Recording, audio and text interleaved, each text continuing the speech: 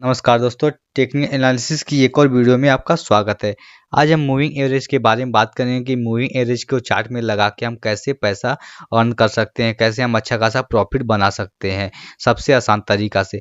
तो मैं सबसे पहले बता दूं आपको कि यहाँ पे एक आपने एक्सपोनेंशियल मूविंग एवरेज लगाना है जो 21 पीरियड का है। ये मैं जो ये लाइन दिख रही है आपको यहाँ पे, ये एक्सपोनेंशियल मूविंग एवरेज है जो 21 पीरियड का मूविंग एवरेज है।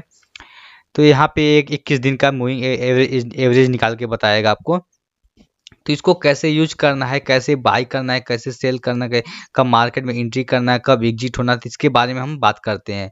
तो यहाँ पर देखिए, मार्केट ने यहाँ पे काफ़ी समय से यहाँ से मार्केट ने अप ट्रेंड में था।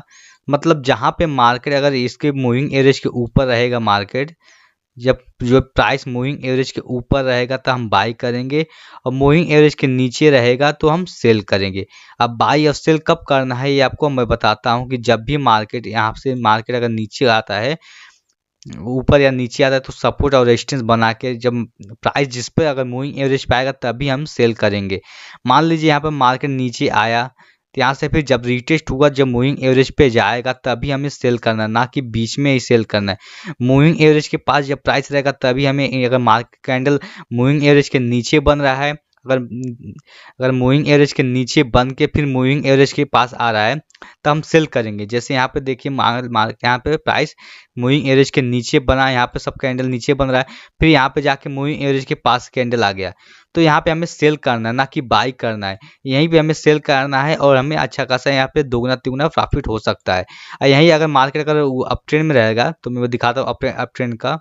देखिए, मार्केट यहाँ पे कैंडल प्राइस मूविंग एवरेज के ऊपर बन रहा है। जब मूविंग एवरेज के ऊपर अगर कैंडल बन रहा है तो मूविंग एवरेज के अगर पास में आए तब हमें बाई करना है, ना कि सेल करना है। इस तरह अगर हम करेंगे तो अच्छा खासा हमें प्रॉफिट होगा, अच्छा खासा मार्केट में लॉस कम होगा, प्रॉफिट ज़्यादा होगा। तो मार्केट में यही देखना है कि मार्केट में कहाँ मूविंग एवरेज के ऊपर बन रहा है या नीचे बन रहा है। जब मार्केट मूविंग एवरेज के ऊपर बन रहा है, ऊपर बनेगा, तो फिर मूविंग एवरेज के जब नीचे आएगा, तो मूविंग एवरेज के पास आएगा तब हमें बाई करना है।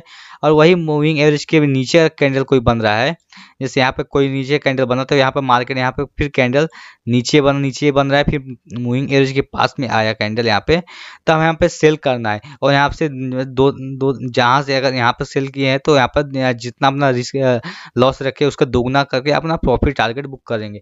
इस तरह से मार्केट में अगर आप ट्रेड करते हैं तो आपको लॉस होने का चांस कम रहेगा, प्रॉफिट होने का चांस ज़्यादा रहेगा।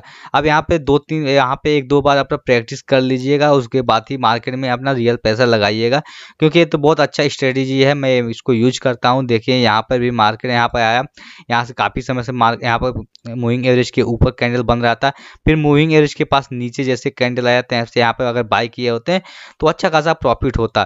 तो मतलब ये एंट्री करने का अच्छा तरीका है। मतलब जब एग्जिट करने का, अगर मार्केट में ज़्यादा समय तक बने रहते हैं तो मार्केट में मूविंग एवरेज के अगर नीचे का कैंडल बने तब आप सेल कर सकते हैं, तो अच्छा खासा प्रॉफिट हो सकता है। नहीं तो अगर यहाँ पर ज़्यादा अपना ज़्यादा समय नहीं दे सकते हैं तो अपन जितना अपना प्रॉफिट से 2-3 रेशियो के हिसाब से अपना प्रॉफिट बुक कर सकते हैं आप। ये अच्छा एंट्री है, मार्केट में कब एंट्री करना है, कब एग्जिट करना है, ज़्यादा कुछ आपको चार्ट देखना नहीं है।